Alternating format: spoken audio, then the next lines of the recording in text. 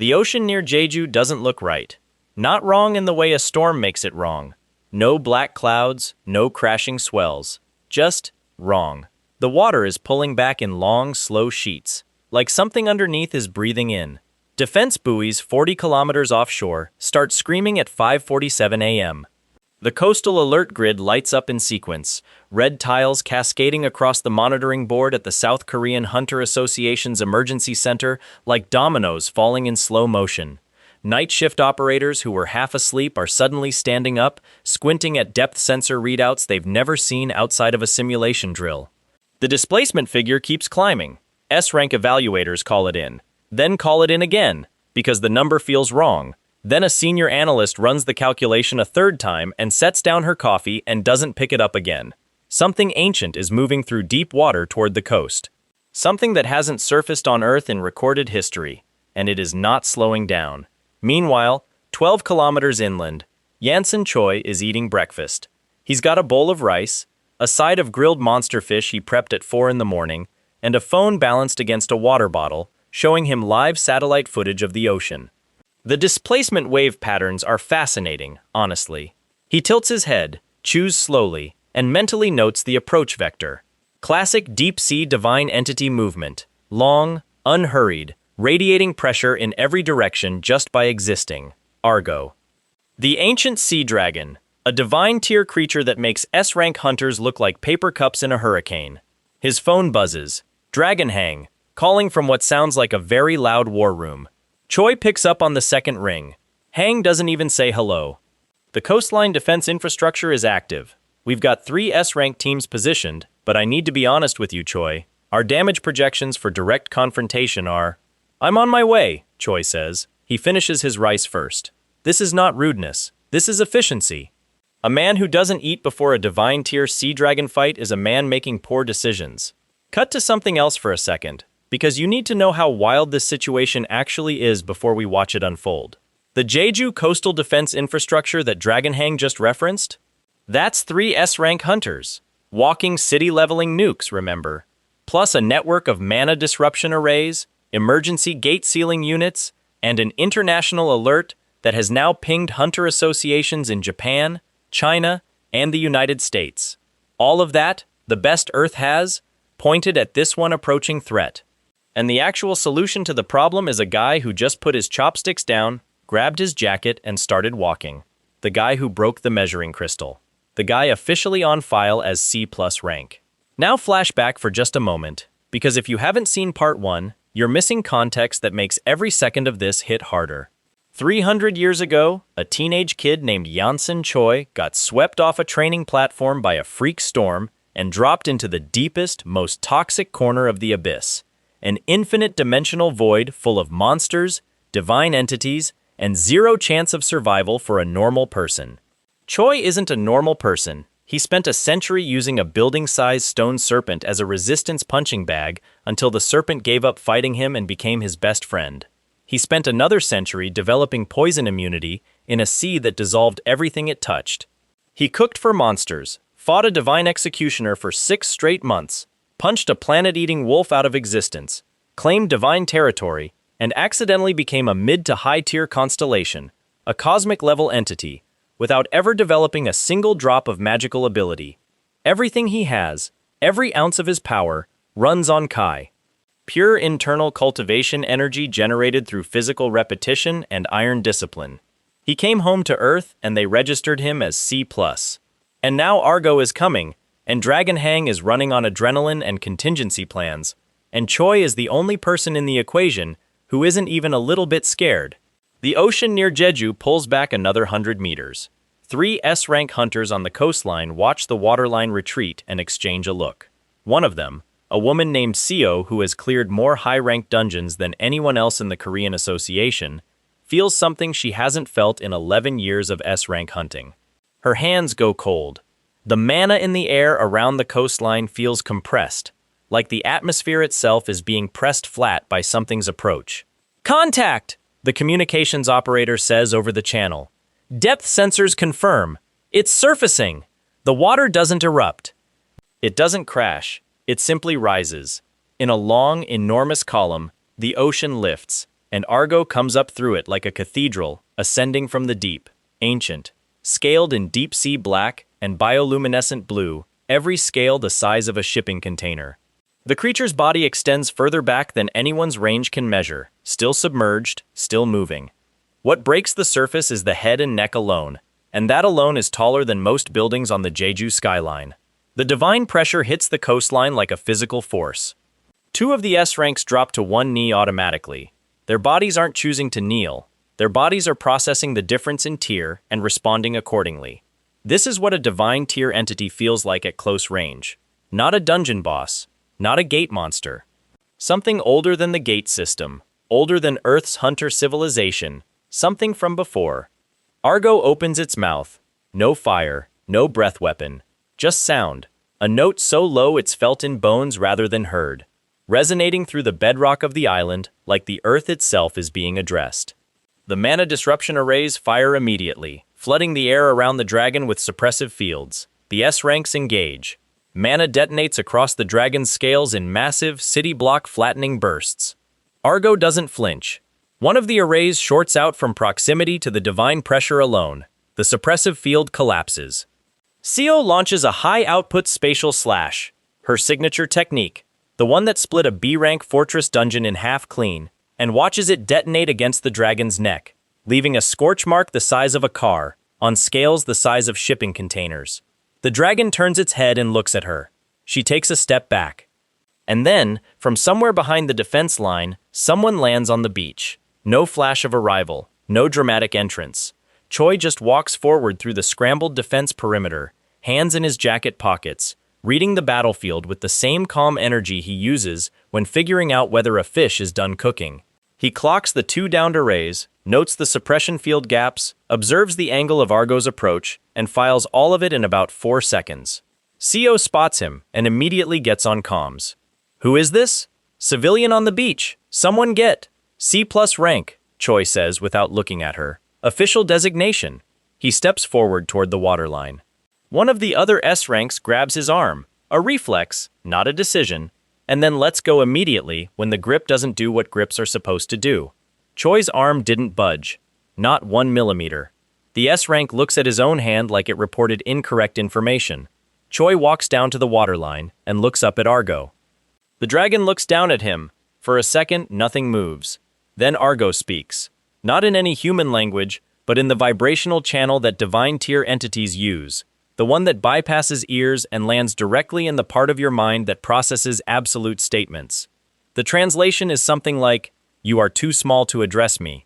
Choi cracks his knuckles. "People keep saying that," he says. He moves. No build-up, no dramatic wind-up. One step, and his phantom footwork activates. The technique he developed during 6 months of continuous war with a divine executioner. The footwork pattern that lets him move between spatial frames without triggering magical detection.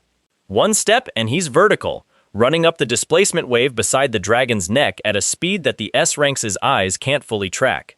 They see him, then they see an afterimage, then they see him, already at the dragon's jawline, pulling back his right arm. The punch lands.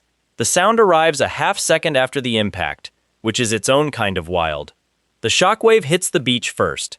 Seo and the other S-ranks get pushed back 3 meters by pure displaced air.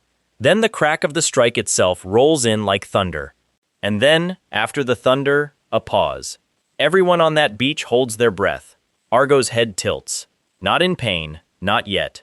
In surprise. Something registered that shouldn't have registered. A physical strike from a creature this small shouldn't feel like anything to a divine tier sea dragon. But the Kai in that punch? 3 centuries of pure internal cultivation, energy generated not from borrowed ambient magic but from Choi's own body, refined in the absolute worst training environment in any dimension, that's a different category of force. The divine barrier around Argo's scales flexes. Doesn't break, but flexes. For the first time in possibly a very long time, Argo recalculates. And Choi is already moving to the next strike. This is the part you need to understand about Choi's fighting style versus every other combat form that exists in this world. Everyone else, S-ranks, A-ranks, divine champions, they all work by projecting external energy. You charge up, you fire a technique, the energy leaves your body and hits the target. That means there's a gap. A breath between generation and impact. Choi doesn't have that gap. His Kai doesn't leave him. It enters the target on contact. Every punch drives energy directly into whatever he's hitting, bypassing the outer layer entirely and detonating inside the physical structure. Against a magical barrier, this is devastating. The barrier is designed to deflect external force. Internal force is a different problem. The second punch hits the same spot. The barrier flexes harder. Third punch. A crack, hairline thin, propagating through the divine protection layer over Argo's scales. Choi grins. Now he's hitting his stride. Down on the beach, Dragon Hang has arrived. He pulled in by air transport 20 minutes behind Choi, and now he's standing at the command post, watching the feeds, with an expression that is half military general running calculations, and half man who watched a kid he thought was dead walk out of nowhere and punch a divine sea dragon in the face on live sensor coverage. He's used to being surprised by Choi. He's not entirely used to it at this scale. Defense teams fall back to secondary perimeter, he orders through comms. Give him room. Seo looks at the feed, looks at Hang. That's C+ rank. Is my contractor? Hang says. There's a pause. Trust the process. On the dragon's neck, Choi is running a continuous sequence. Strike, reposition, strike, absorb. Because here's the secondary mechanic. Every time Argo attempts a counterattack, every time divine energy lashes out toward Choi, his Kai system does something the dragon can't account for. It absorbs the incoming divine energy as fuel, converts hostile force directly into additional Kai reserves. This is the same mechanic that ended the Warrior of Madness and Blood's champion in the proxy battle. The harder the opponent hits, the more Choi has to work with. Against a divine tier sea dragon with enormous output, this is almost unfair. Almost. Argo isn't a prideful arena fighter looking for a clean duel. It's an ancient predator from the deep with instincts built over eons. After the third punch cracks the barrier layer, it shifts strategy instantly. The neck pulls back. Choi has to drop from the surface and hit the displacement wave. And then the dragon goes low, dipping its head beneath the waterline, changing its angle of approach. No longer leading with the head, coming in from the side, using the body as a sweeping weapon, the scale mass alone enough to flatten the entire beach. The wing of water hits. Choi goes horizontal, carried by the surge, and then he's gone from visible range. The sensors lose him in the water for 4 seconds. Hang goes completely still at the command post.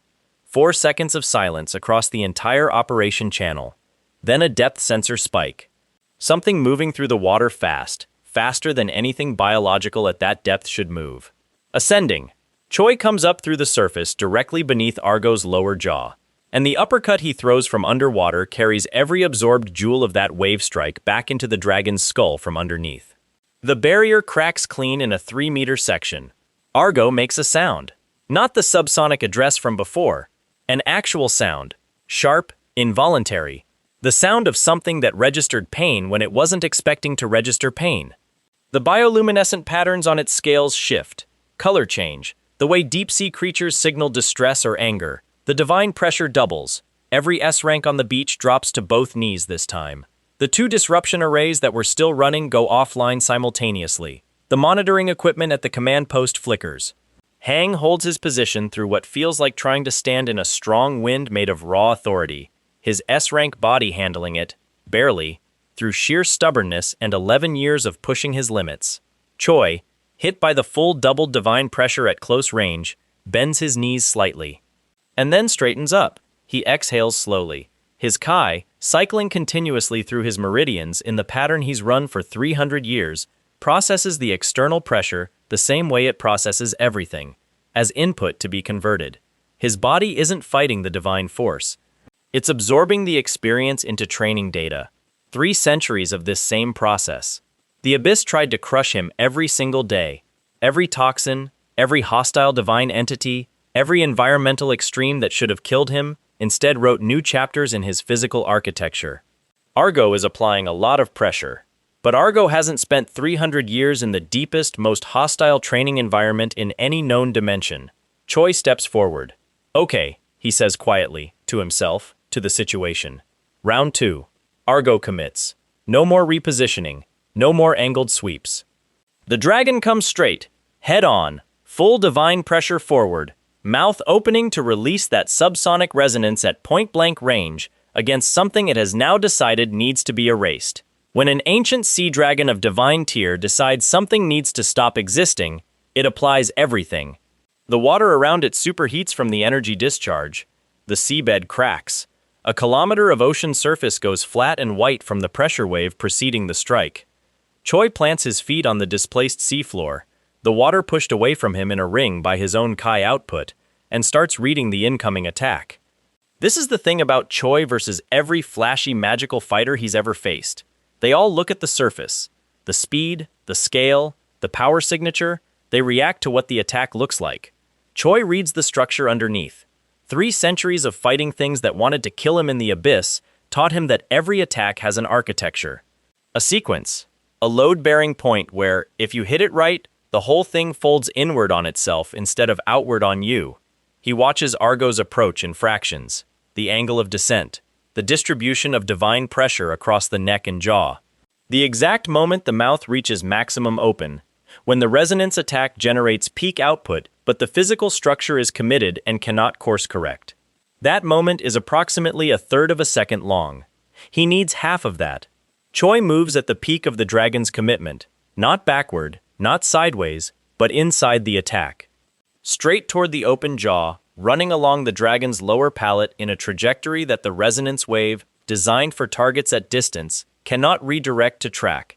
The subsonic note fires and detonates behind him, obliterating 300 meters of ocean surface in a flat white disk of compressed force. He's already at the hinge of the jaw. The Kai in both hands goes incandescent.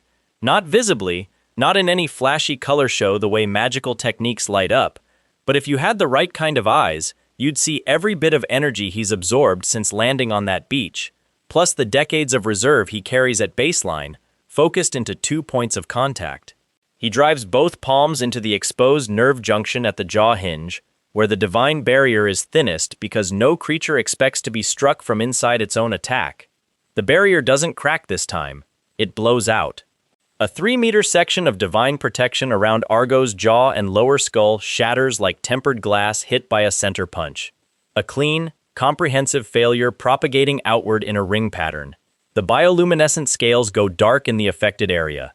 The energy underneath, raw and unprotected, is suddenly open to direct contact. Choi hits it again. Same spot. No pause, no flourish. The second strike goes straight into unprotected dragon, and this time, Argo's whole body reacts. Not a flinch, a full system shudder, the kind that runs from jaw to tail tip in a ripple, every scale registering the neural event simultaneously. The displacement wave from the shudder hits the beach and rolls inland 400 meters, knocking down fences, flooding the command post's ground floor, and picking up 2 military vehicles and setting them gently in a parking lot they weren't previously in. Hang grabs a ceiling support and stays upright. On his monitor, the depth sensors are going insane. Argo's approach has stopped. The dragon is holding position in the water, no longer advancing, and its energy signature, which has been a steady, enormous, ancient constant since it first appeared on the grid, is fluctuating. Recalibrating, the analyst says, not really to anyone. The dragon is recalibrating its approach. Hang watches the feed. Good. Argo recalibrates by going deep. The entire body submerges, dropping away from the surface in a controlled dive, putting hundreds of meters of ocean between itself and whatever just hit its jaw from the inside. Down there, in the dark, in the pressure and the cold, the dragon has the advantage. It's home. It's a creature of the deep abyss-adjacent sea. The crushing depth is comfort, not threat. It can regenerate the barrier section, reshape its approach strategy, and come back at a completely different vector. It starts doing exactly that. Sensors show the energy signature moving, circling, deeper and deeper, building up again, this time coming around to approach from the underwater side, aiming, the analysts figure out in about 30 seconds, to breach directly under the island, rather than at the coastline. A completely different tactical problem. The shore defense infrastructure is aimed outward. An attack from underneath has no prepared response. Hang is already on the phone. Choi. I see it, Choi says. He's still at the waterline, watching the surface where Argo submerged, reading the pressure patterns through his feet. The Kai in his body extends out through the seabed like roots. Not magical sensing, just physical attunement, the same thing he developed over 2 centuries of living in a toxic abyss sea where seeing the threat before it reached you was what kept you alive. He can feel the dragon moving through the bedrock's vibration, circling right, deep, building speed. I need a water entry point, Choi says. Hang doesn't even hesitate. Dock 7, the pier infrastructure is still intact. 60 meters of depth at the end of the main pier. Choi is already running. He hits the pier at full sprint, the wooden boards giving slightly under footsteps that carry significantly more force than a normal human body should generate, and reaches the end without slowing, and launches off the edge in a clean dive. Enters the water with minimal splash, the Kai compressing around him to manage the impact, and goes deep. The ocean, even near the surface, is its own hostile environment, cold, dark, pressure building with every meter. For most people, this is a hard limit very quickly.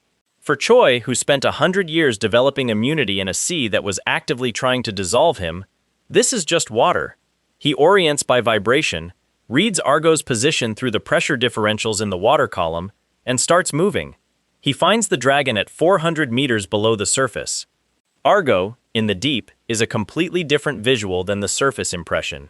Down here, it's not a head and neck emerging from the ocean, it's the whole creature, and the whole creature is enormous in a way that makes the coastline impression feel like a preview. Coiled and circling in the dark, the bioluminescent patterns rippling across every scale, the divine barrier actively regenerating around the jaw section, it fills the water for hundreds of meters in every direction. The divine pressure at this depth, concentrated and unspread, is another tier entirely. Choi stops, hovers in the water, looks at it, the dragon sees him. There's a moment, a long one. 2 entities, 400 meters down, assessing each other in the dark. Argo's ancient intelligence is processing the thing in front of it. Human form, small, radiating no magical signature, and yet responsible for the breach in a divine barrier that should have been impenetrable. The dragon's energy patterns shift in the bioluminescence, something that reads, if you know the language, like genuine uncertainty. Choi uses that moment. He doesn't rush it, doesn't throw a technique. He reaches out with his Kai, not as a weapon, but as a communication. This is something he learned in the Abyss, during the years of running the Demon Inn, during the negotiations with divine entities over territory and terms. Kai, generated internally and carried at the density he operates at, functions as a kind of language to cosmic tier entities. It carries intent, history, standing. When Choi's Kai touches the water around Argo, what the dragon reads is not C+ human attempting aggressive action.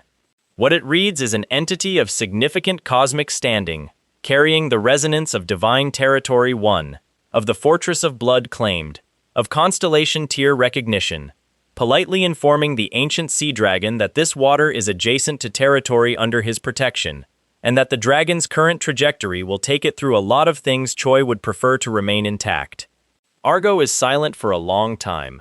Then its energy signature shifts again. Not the distress pattern, something older, more formal. The equivalent of a creature of its tier acknowledging a standing claim. The dragon turns. Slowly. Enormously.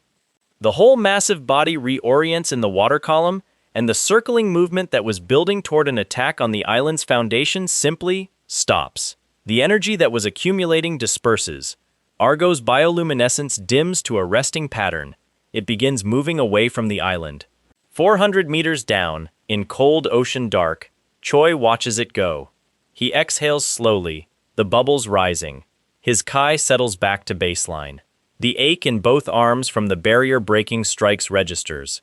Not damaging, he's operated through far worse, but present. He'll need to cook something substantial tonight, maybe that reserve of deep-sea serpent meat from the Blood Fortress stores.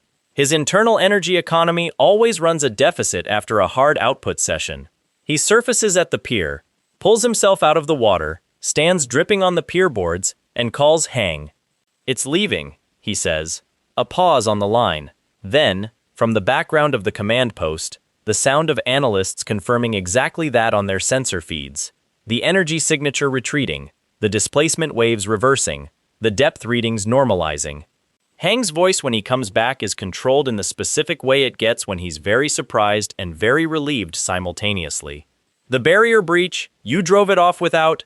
It understood, Choi says. Once it knew what was actually here, Hang processes that. You communicated with it, more or less, Choi. Hang pauses. The 3 S ranks on that beach are going to need. There are going to be questions. C+ rank swimmer, Choi says. Very enthusiastic. Handle it. He hangs up, wrings water out of his jacket sleeve. Starts walking back toward the road, because there's nothing left to do at the pier, and he wasn't lying about needing to cook something.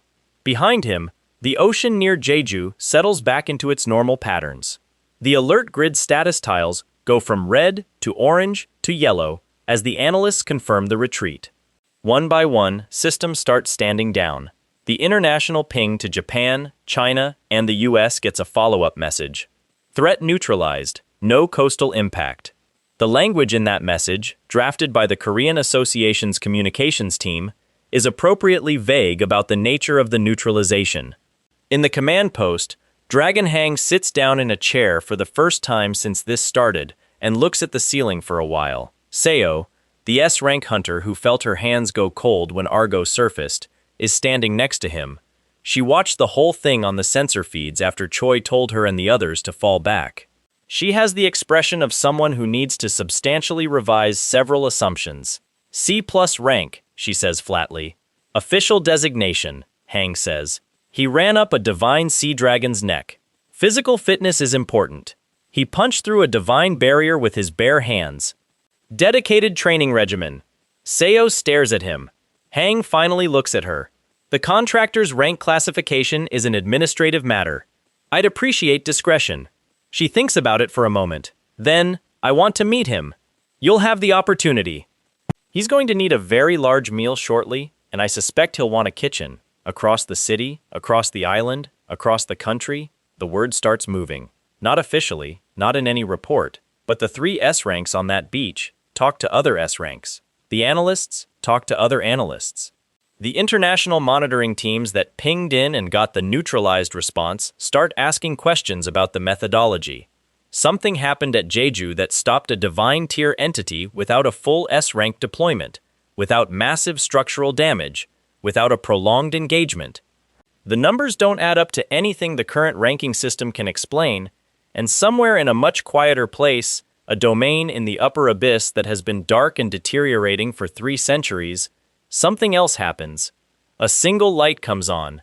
Not a dramatic light, not a restoration. Just one light in what used to be a hall of hundreds, tiny against the dark of a crumbled palace. But it's there. And it wasn't there yesterday. The goddess of balance sits in the one lit room of her ruined domain and watches the Constellation tier event notification settle into her awareness. Choi has resolved a divine tier incursion on Earth. Successfully. The standing he carries, the resonance of the act, sends a small but measurable pulse through the domain network. Her domain, crumbled and dark and scraped nearly to nothing after 3 centuries of continuous searching for one lost student, catches that pulse the way dry earth catches the first drops of rain. One wall of her reception hall shimmers. A section of collapsed stone, for the first time in a very long time, stabilizes. Doesn't rebuild, just stops actively deteriorating. She looks at it for a long moment. Then she allows herself a very small, very tired smile. He's back. He's actually back, and he's doing exactly what she always knew he would do if he survived long enough to come home. The question that kept her searching, the question that cost her everything she'd built, every servant, every resource, every fragment of domain power, was never whether Choi could become what she'd recognized in him. It was whether he was still alive. He is, and now she can feel the warmth of his actions rippling outward the way Constellation standing is supposed to work, and her domain is responding, and it is going to take a very long time and a lot of his effort and resources to rebuild what she gave up to find him. But it's not impossible anymore. It stopped being impossible the day he walked back onto Earth. She reaches out through the attenuated remains of her divine channel and sends him the equivalent of a formal acknowledgement. The Constellation communication for received, standing confirmed, well done. It's not words. It's more like the feeling of someone who's been holding their breath for 300 years, finally exhaling. In Korea, in a commercial kitchen he borrowed from a hotel whose management was only too happy to accommodate Dragon Hang's request, Choi feels the acknowledgement land in his awareness like a warm hand on the back of his neck. He pauses in the middle of slicing deep-sea serpent meat and holds still for a second. Then he nods once, to no one in particular, and keeps cooking. The meal that comes out of that kitchen 2 hours later is what A. Lawrence, who has been managing Choi's schedule with iron professionalism since her father assigned her to this job, will later privately describe as the most aggressively restorative food she has ever encountered. She didn't intend to eat any of it. She was there to go over the post-Jeju logistics and brief Choi on the 3 interview requests from major hunter associations that have already landed in her inbox. She ends up eating 2 bowls of the serpent broth and feeling the mana circulating in her body with an efficiency and clarity she hasn't experienced since her best dungeon clearing days. She sets down her spoon and looks at him across the kitchen counter. "What is in this?" she says. Not a question. More of an accusation. Meat, broth, 3 herbs from the Blood Fortress garden. Some internal energy in the preparation. He refills her bowl without asking. "You've been running on no sleep since the Jeju alert came in. Your mana pathways are tired." She stares at the refilled bowl, then at him. "My mana pathways. They're recovering now. Eat the second bowl. The professional wall is intact. It is completely intact. She is a businesswoman, managing a contractor for her father's corporation, and this is a professional interaction. The wall does not move. She eats the second bowl."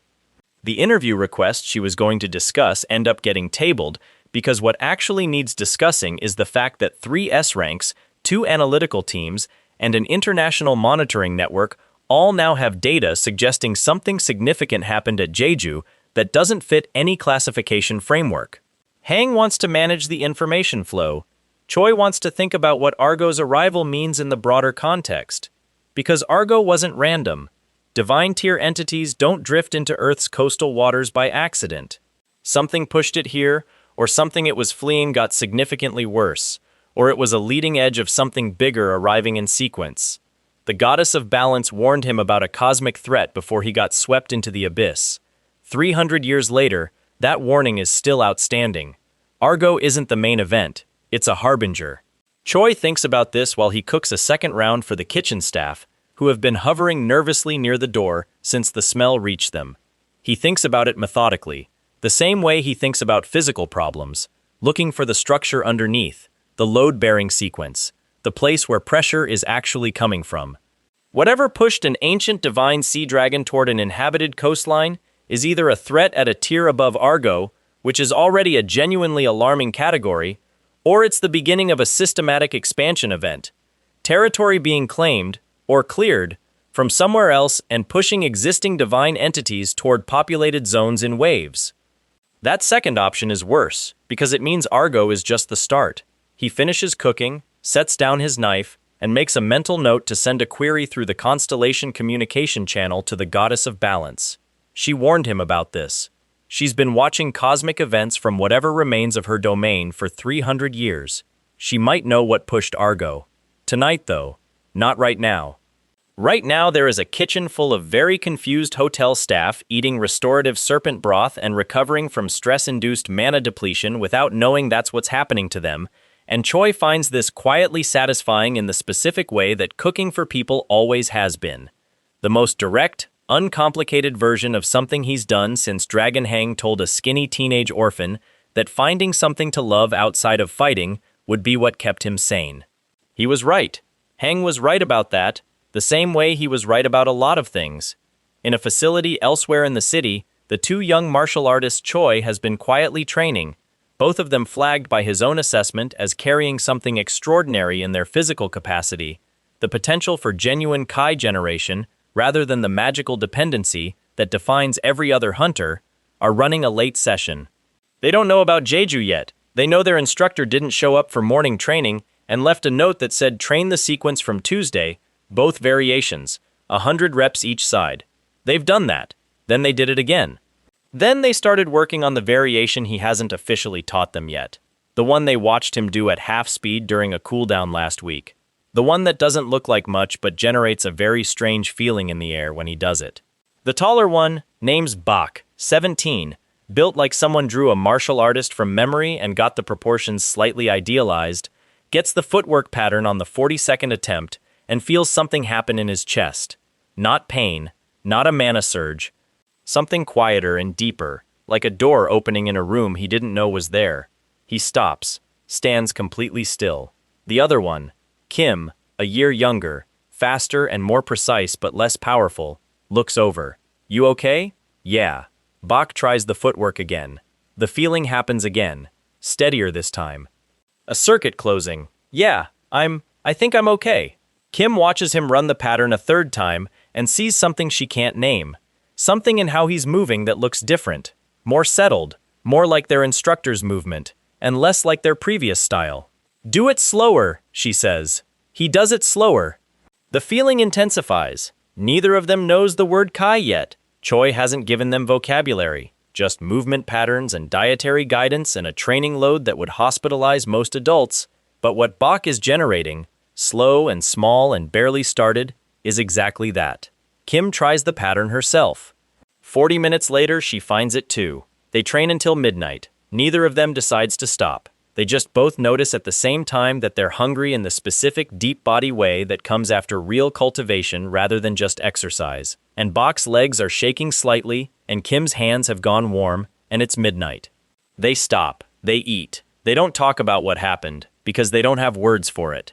But when Choi walks in the next morning, he looks at them both for exactly 3 seconds, then looks away, then looks back. Something changed. He sets down his bag, crosses his arms, studies them again with the particular attention he normally reserves for reading an opponent's fighting architecture or evaluating whether a piece of meat is at the right temperature. They stand there, uncertain. Show me Tuesday's sequence, he says. Both variations. They run it. He watches every detail. Watches the footwork, watches the breath pattern, watches the way the movement settles through their bodies differently than it did last week. When they finish, he's quiet for a long moment. Again, he says, slower. They run it slower. He watches something in their movement with an expression that is, for Choi, the equivalent of someone else's jaw dropping. He doesn't react loudly to things. He processes quietly and acts. But the processing behind his eyes right now is significant. These two, without being told what they were looking for, without vocabulary or theory or the manual he's been planning to assemble, found the first thread of genuine internal cultivation on their own, by drilling a movement pattern until it revealed the underlying principle. Exactly the way he did, over a century into the abyss, when he didn't have a teacher either. He didn't expect this, not this fast, not without direct instruction. He looks at them, 17 and 16, standing in a rented training hall in Korea, with bruised shins and slightly glowing hands. And something settles in his chest that he hasn't felt in a long time. This is why he came back. Not just to fight divine sea dragons and claim territory and rebuild the goddess of balance's domain. This, finding the people who can carry what he learned forward. Proving that the way he trained, the thing that everyone said was obsolete and worthless and replaced by magic, it works. It can be taught. It can grow. Cheyenne Lee was a fraud. The dream wasn't. Good, Choi says. They look at each other. For him, that's basically a standing ovation.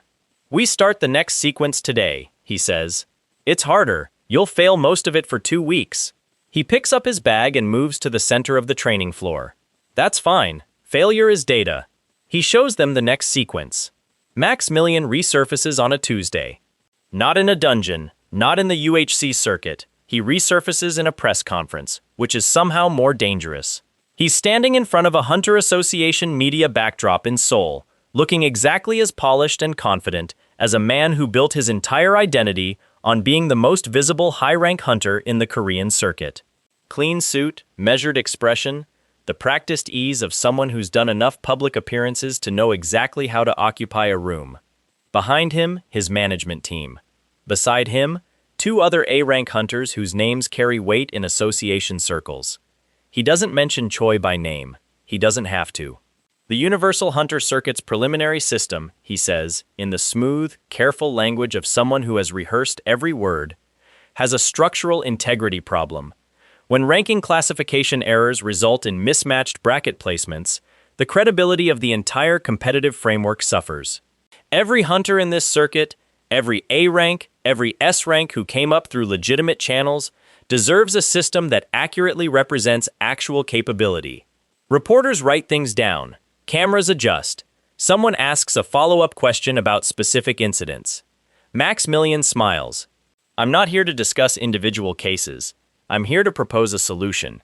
He produces a document, a formal review petition, co-signed by 14 A-rank hunters and 3 S-ranks, requesting mandatory re-evaluation of all anomalous ranking classifications from the last 2 years. The association's Ranking Integrity Committee would oversee the process. Full transparency, full due process. He sets the document on the podium. We're asking the association to do its job, he says. Nothing more. The press conference wraps up. The document gets filed. And within 12 hours, the petition has the attention of the association's ranking committee, 2 of whom are the same administrators who registered Choi as C+ in the first place and are now experiencing the specific anxiety of people who know exactly why an audit would be problematic. Lawrence sees the press conference clip at 6 in the morning and calls Choi immediately. He picks up on the first ring. He was already awake, obviously. He's always already awake. Maximilian, she says, just filed a formal ranking audit petition with the association. 14 A ranks, 3 S ranks co-signing. If it passes committee review, they can mandate re-evaluation for anyone flagged as an anomalous classification. Which includes me, Choi says. Which would include you, yes. The committee meets in 8 days. A pause. He was very careful not to name you specifically. It's structured as a systemic reform proposal. Choi is quiet for a moment. She can hear him thinking. Not the anxious quiet of someone processing bad news, but the particular quality of silence that means he's reading the structure underneath the surface event. Looking for the load-bearing point. Smart, he says. He is smart, she agrees. He's been quiet for 2 months, and he came back with something that doesn't look like a vendetta. It looks like civic concern. Who are the S ranks? She gives him the names. He processes them. 2 of them are names he doesn't know. The third one knows Dragon Hang, he says. A pause. How do you know that? Hang mentioned him once. Old rivalry. Different philosophy on association governance. He considers. This isn't just Maximilian. Someone put resources behind this. The framing is too clean for a bruised ego working alone. Lawrence is quiet for a moment. Then, the Warriors' intelligence network has Earth contacts. She says it carefully, because she is still assembling her understanding of Choi's full situation, and she knows she doesn't have all of it. But she's been managing him long enough to understand that the things that happen to him in the mortal world often have roots in the constellation tier she can't fully see. Choi doesn't confirm or deny. But she hears something in his breathing pattern that she's learned means she's not wrong.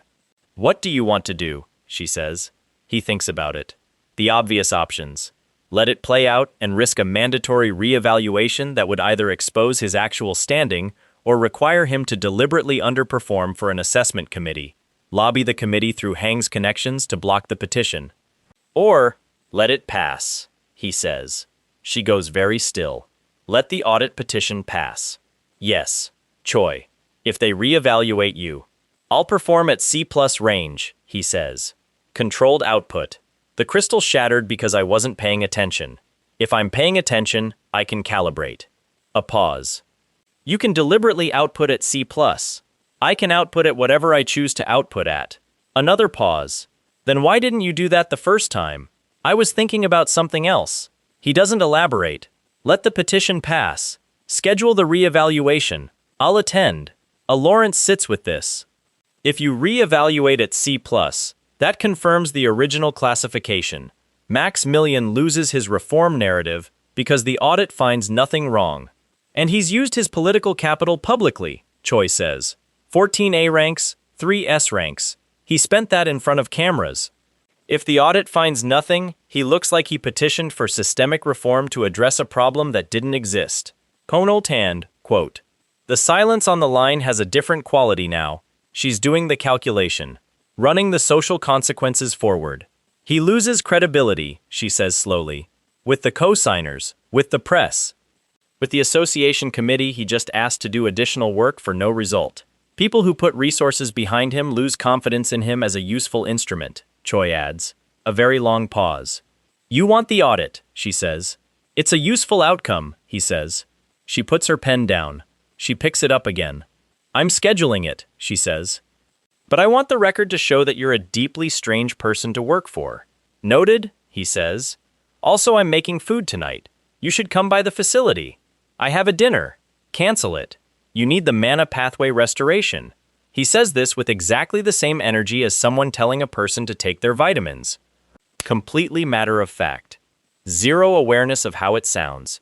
She doesn't cancel her dinner. She reschedules it to earlier and shows up at the facility at 8:30 and eats 2 bowls of whatever he made, and her mana pathways do in fact feel significantly better, and she doesn't acknowledge any of this out loud. The training facility that Dragon Hang provided is a converted industrial building on the outskirts of the city.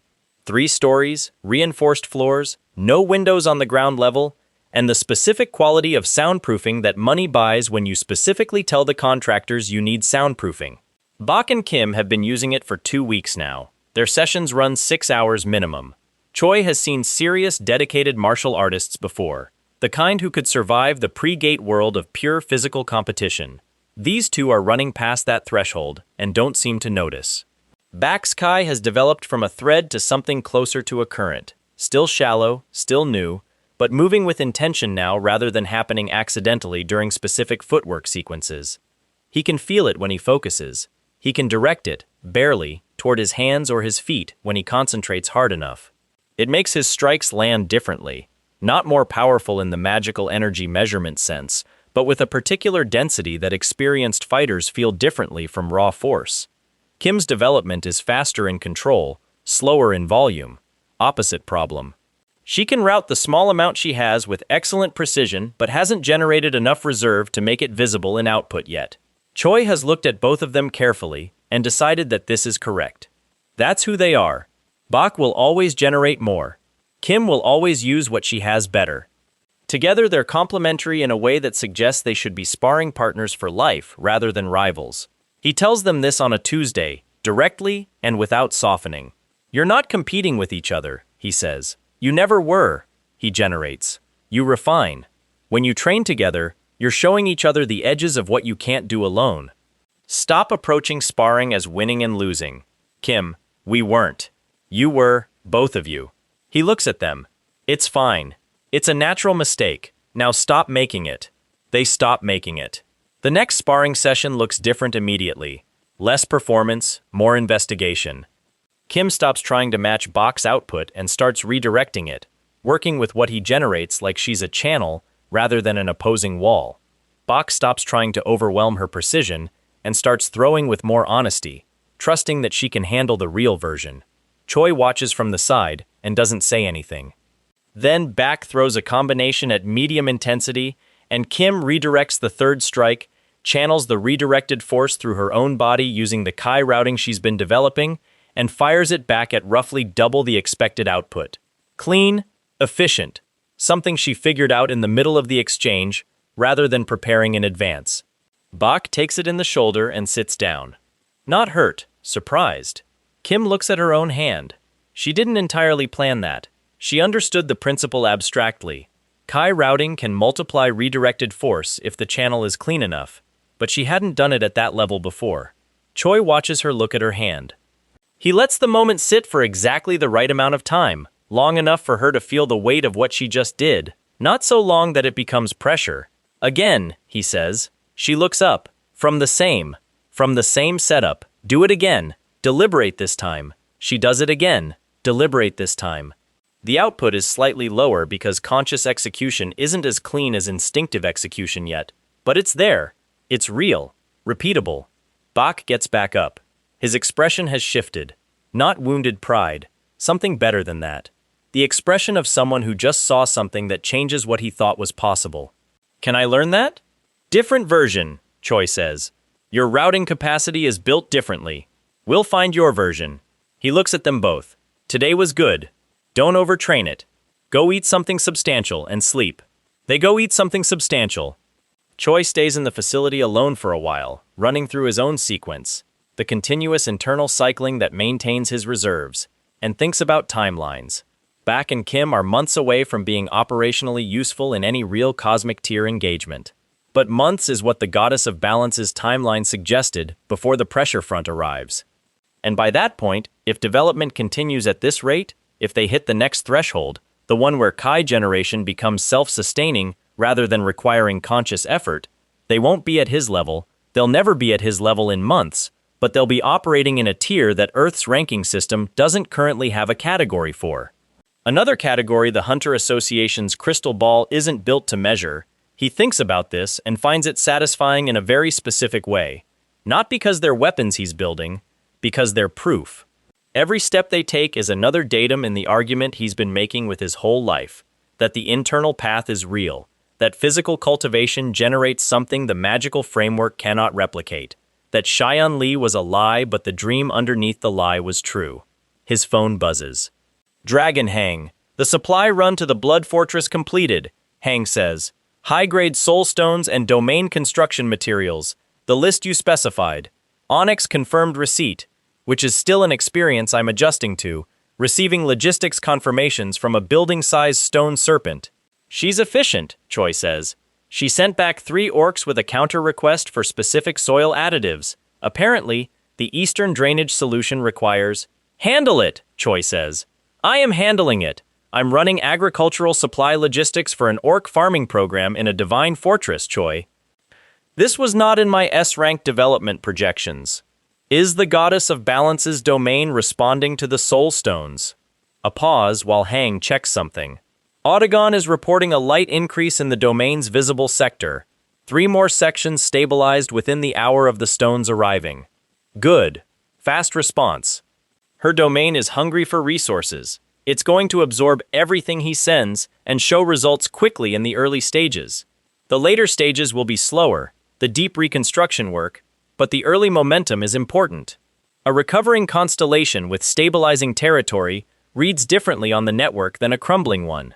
Other entities notice. The Warrior of Madness and Blood notices. Let him notice. A Goddess of Balance who's recovering under Choi's active support is a different strategic picture than an isolated crumbling domain he could pressure without consequence. The petition committee meeting is in 8 days, Hang says, shifting topics. Lawrence briefed me. I know. You're letting it pass. Yes. A long pause. The third S-rank co-signer. He and I have history. I know, Choi says. He's not doing this for Maximilian's reasons. He's doing this because there's a faction in the association leadership that wants to tighten rank classification controls, and this gives them an institutional mechanism.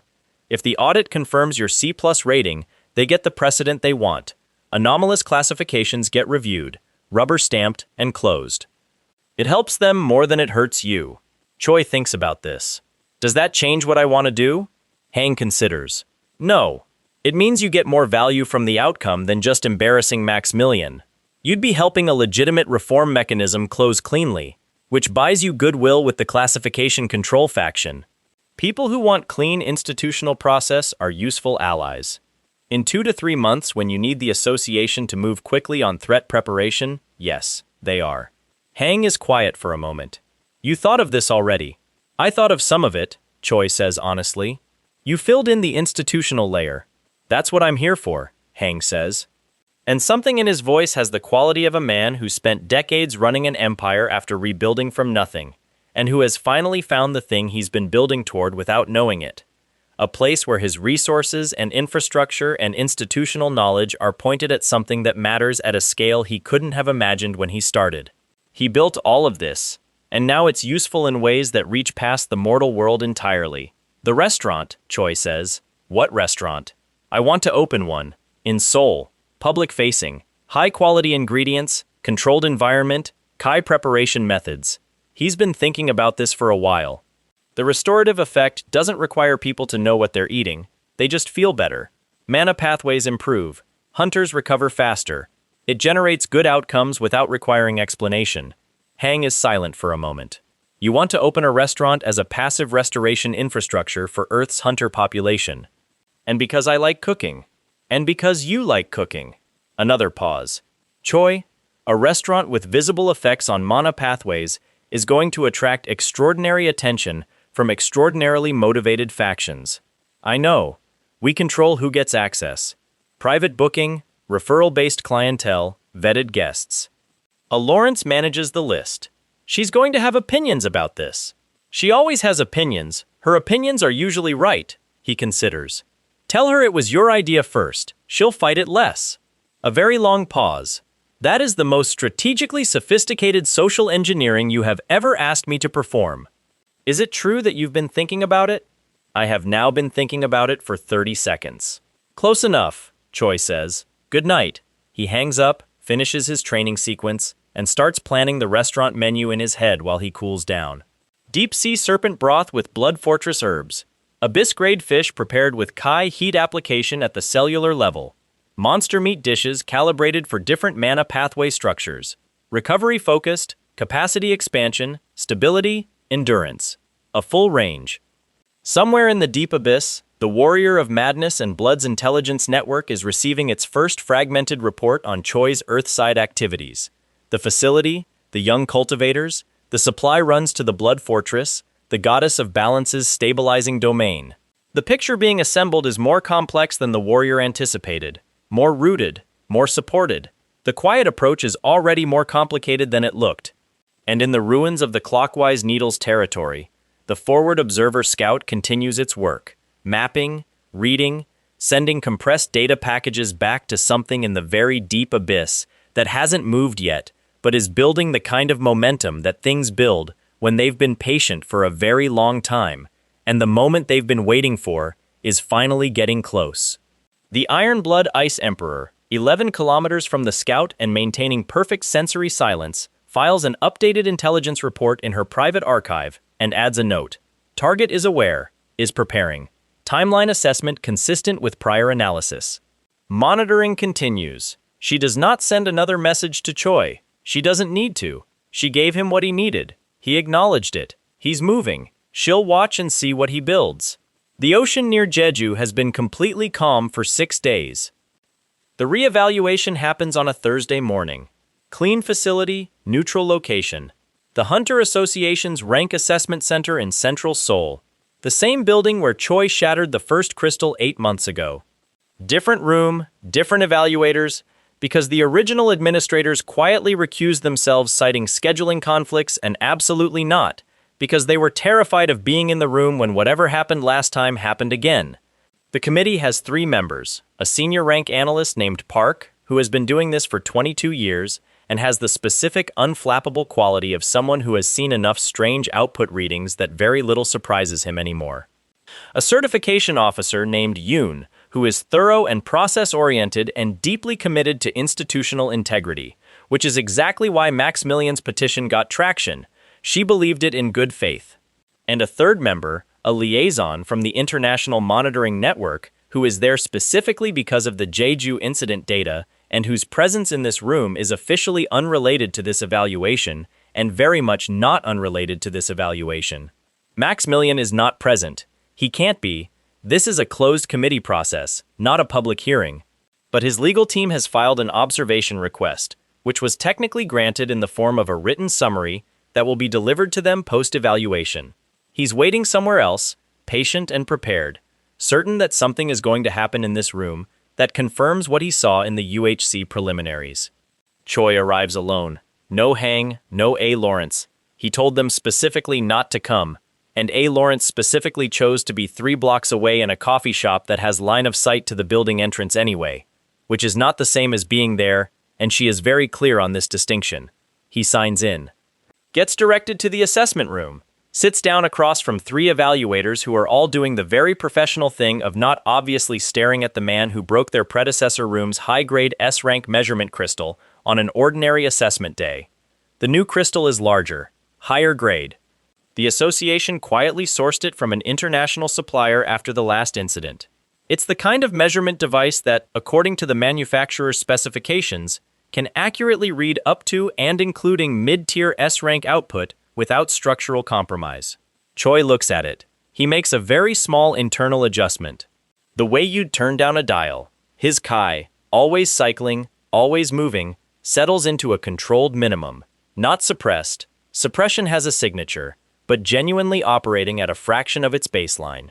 the way a river can choose to run shallow over a flat plain rather than deep through a cut channel. Same water, different architecture. He places his hand on the crystal. The reading comes up, C+, steady, clean, no fluctuation, no spike, no structural stress on the measurement device. The crystal glows at the appropriate intensity for the classification and stays there with the boring reliability of a piece of equipment doing exactly what it's supposed to do.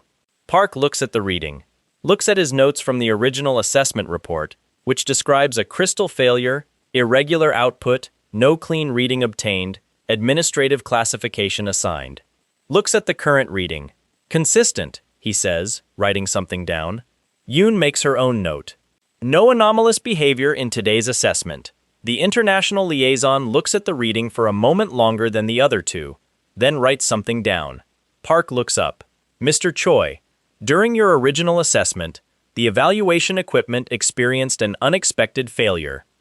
Can you describe your physical state at that time? Any fatigue, monopathway irregularity, external interference? Choi considers this with the expression of someone genuinely trying to be helpful. I had been clearing a dungeon the day before. High output session. I may have had residual energy circulation irregularities in my pathways. This is technically accurate. He had cleared a dungeon. He did have energy in circulation. The connection between those facts and the crystal failure is not quite what he's implying, but he hasn't said anything false. Park nods. Makes a note. Residual output irregularity from dungeon clearance, consistent with the original anomalous reading. The story writes itself. The committee doesn't need to push. They have a clean current reading, a plausible explanation for the historical anomaly, and a process that followed proper procedure. Yoon is already visibly relaxing. This is the outcome she wanted when she supported the petition, a system that works correctly and produces defensible results. The original classification stands. The audit finds nothing wrong. 20 minutes after Choi sat down, he's signing the confirmation paperwork. C+ rank. Confirmed. Anomaly resolved. He walks out of the building into the mid-morning Seoul street, and 3 blocks away, A. Lawrence looks up from her coffee at the timestamp on his text. Done. And allows herself a long, slow exhale. She calls Maximilian's legal team's publicly listed contact number herself, because she drafted the notification protocol and she is not above delivering it personally.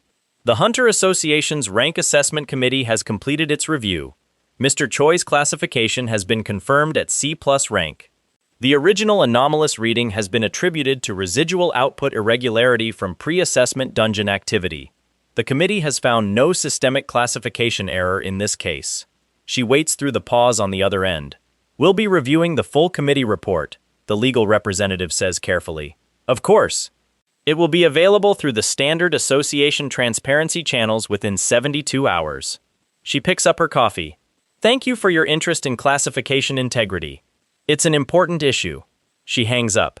Across the city, the news reaches Maximilian through his legal team. He sits with it for a long time.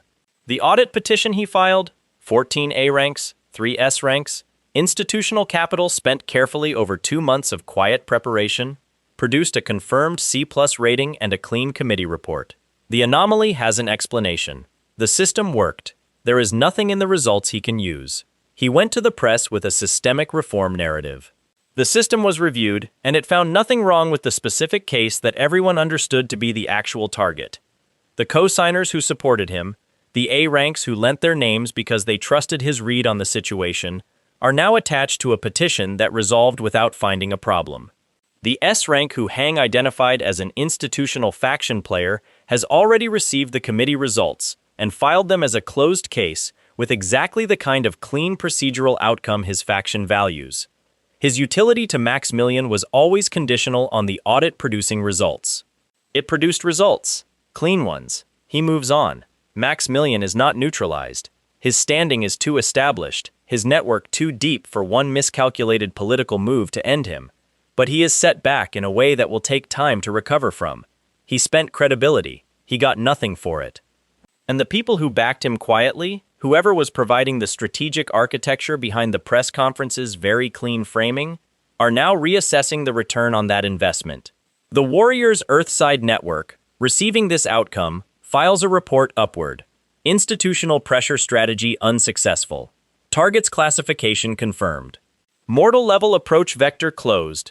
In a large primary domain in the deep abyss, the warrior receives this report and is very still for a very long time. Then he pivots entirely. The mortal game is not the game. It never was, really. It was a probe.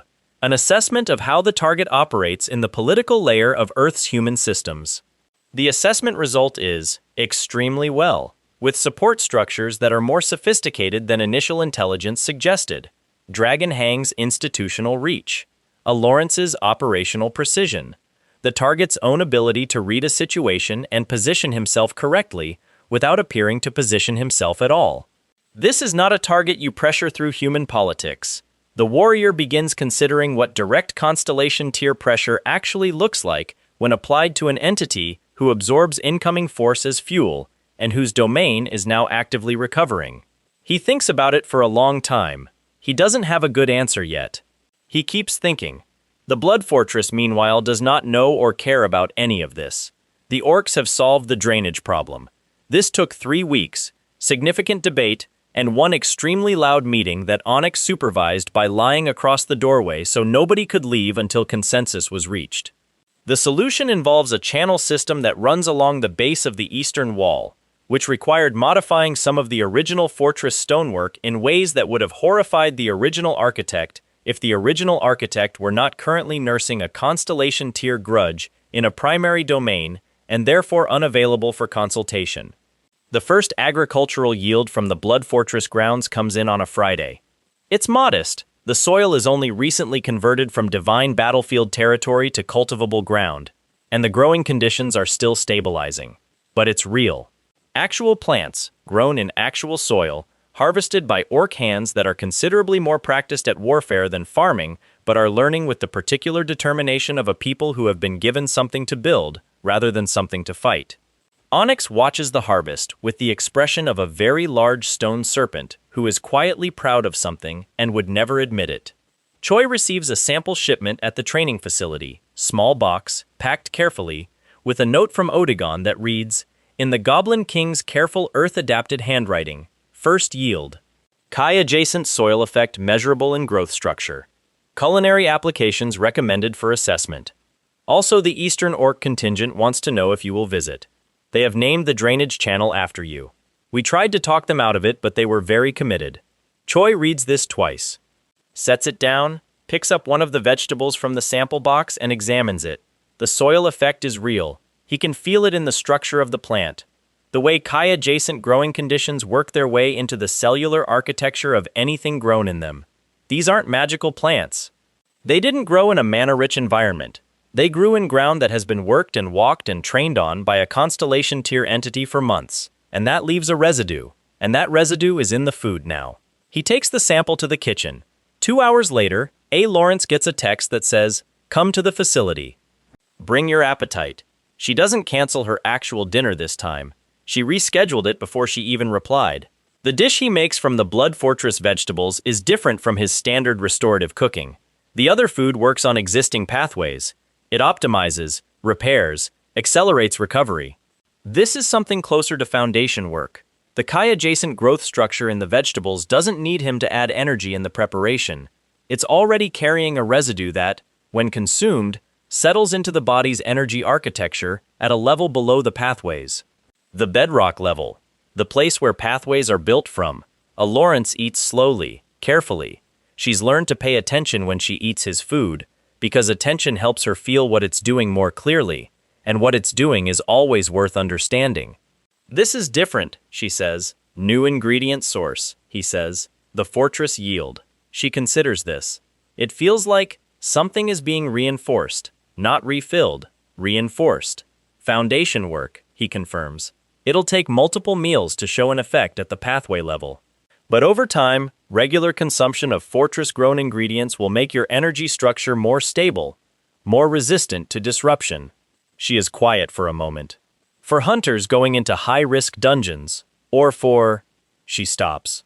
"For what's coming," he says. Simple, direct. She meets his eyes. This is one of those moments, not frequent, but not rare, where the professional distance between them compresses to zero for a few seconds and they're just two people sitting across a kitchen counter understanding each other with complete clarity. She knows more than she knew 6 months ago. She knows the Jeju situation wasn't a fluke. She knows the supply runs to the Blood Fortress aren't just logistics. She knows about the goddess of balance in broad strokes, knows about the timeline in the terms Choi has given her, which are honest but measured, enough to prepare, not enough to generate the specific quality of fear that preparation can't use. She has chosen, very deliberately, to stay in this role, not because her father asked her to, because she looked at what Choi is building and decided it was worth being part of. She finishes the dish. The restaurant site, she says. I've been reviewing the location options. There's a building in Mapo-gu, 3 floors, commercial kitchen infrastructure already in, private entrance accessible from a secondary street. The ground floor can be public-facing. Upper floors controlled access. When can I see it? Tomorrow morning. I've arranged a walkthrough. She pauses. Father told me it was his idea. Choi doesn't say anything. It wasn't his idea, she says. He was enthusiastic about it. He's enthusiastic about most of your ideas once you've had them. She stands, begins collecting the dishes with the efficiency of someone who has spent enough time in his kitchen to know the system. The restaurant is a good idea. The fortress ingredient supply chain, the controlled access model, the passive pathway restoration for vetted clientele, it's sound. A beat. It's also going to take about 4 months to get operational if we want to do it properly. 4 months is acceptable. She pauses at the sink. Something in the way he said it, the specific weight on 4 months, lands with a particular clarity. That's inside the threat timeline, she says. Yes.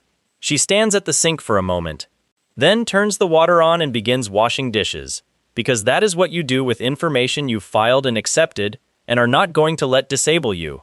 Then we'd better do it properly, she says. He dries the dishes she hands him. The kitchen is quiet and warm and completely ordinary.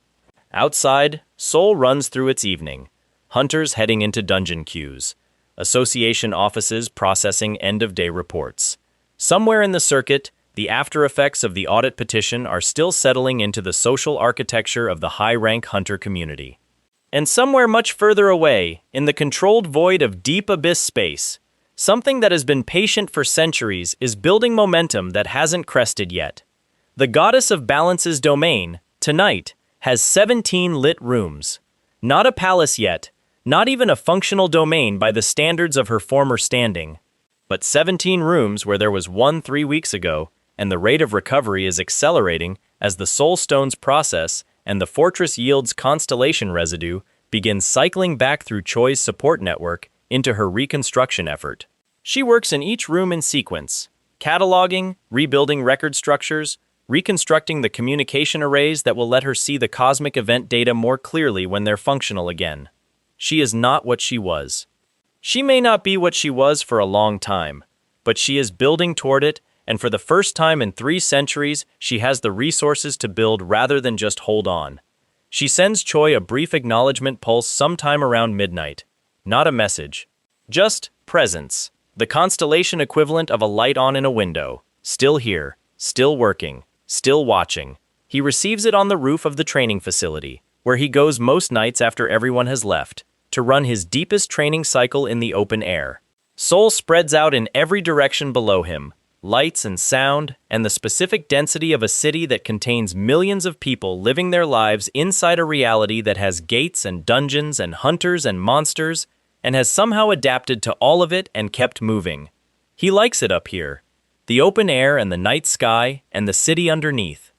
After 3 centuries in the abyss, where the sky was never the sky, where open space was toxic and dark and infinite in the wrong way, this is still remarkable to him in a way that nothing has dulled.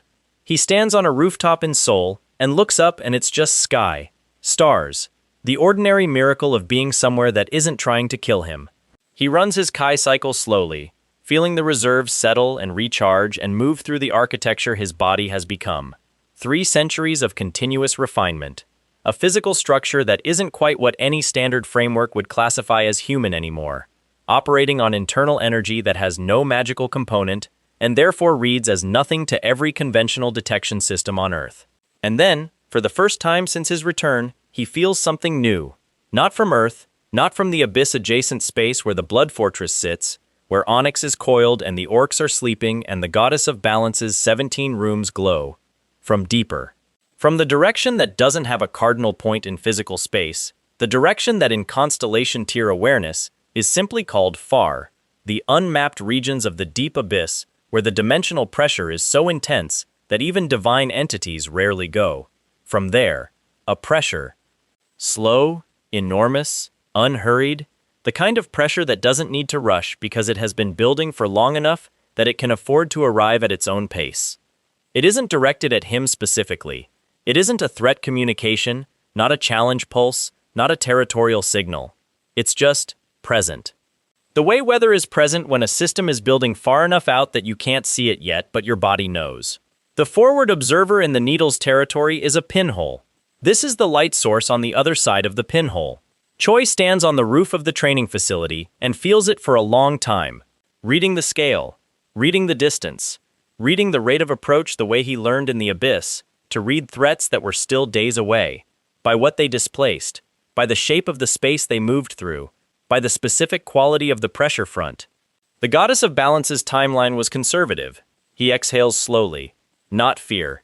He ran past the capacity for fear somewhere around year 50 in the abyss, when he had been fighting and surviving things that should have killed him for so long that fear became less useful than assessment. What he feels now is the clear, focused attention of someone who has read the structure of an incoming problem and is beginning to understand, at the deepest level, what it will actually require. More than Argo, more than the warrior of madness and Blood's grudge campaigns and proxy strategies. More than Maximilian's political maneuvering, or the demon god's reorganizing network, or the scout mapping Earth-facing approach vectors. All of those things are real, and all of them require managing, but they're the periphery, the noise around the signal. The signal is out there in the deep abyss, slow and enormous and coming. He has 17 lit rooms in the Goddess of Balance's domain, and an orc agricultural program, and 2 teenagers learning to generate Kai, and a restaurant he hasn't opened yet, and a C+ rank classification on file with the Hunter Association. He has Onyx, who once let him use her as a punching bag for a century and trusted him to stop before he actually broke her. He has Dragonhang, who built an empire from rubble and will do it again if he has to. He has A. Lawrence, who schedules the impossible with the calm precision of someone who has accepted that the impossible is just her workload now. He has the Goddess of Balance in 17 rooms, building toward what she was. He has himself 300 years of everything the worst places in dimensional space could throw at him, processed into something that doesn't have a name in any classification system the world currently uses. Choi looks out at Seoul, at the lights, at the millions of ordinary people sleeping inside an ordinary night that is ordinary because someone is standing on a rooftop paying attention to what's coming. He cracks his knuckles, slowly, deliberately. The deep abyss pressure runs on the edge of his awareness, patient and vast and certain of its own arrival. He's more patient. He turns away from the edge of the roof and goes back inside to plan tomorrow's training session. Back needs the 3rd sequence variation. Kim needs the force routing drill at higher output. Both of them need the dietary protocol updated now that the fortress yield is available. There's a restaurant walkthrough in the morning, and an association committee acknowledgement to file, and a supply logistics confirmation to send to Onyx. And somewhere in all of that a communication to draft for the Iron Blood Ice Emperor that isn't a request and isn't an alliance proposal and is simply an acknowledgement, one careful entity to another, that they are both watching the same thing from different positions, and that this is worth knowing. The building is quiet below him. Seoul is quiet outside. Everything is in motion,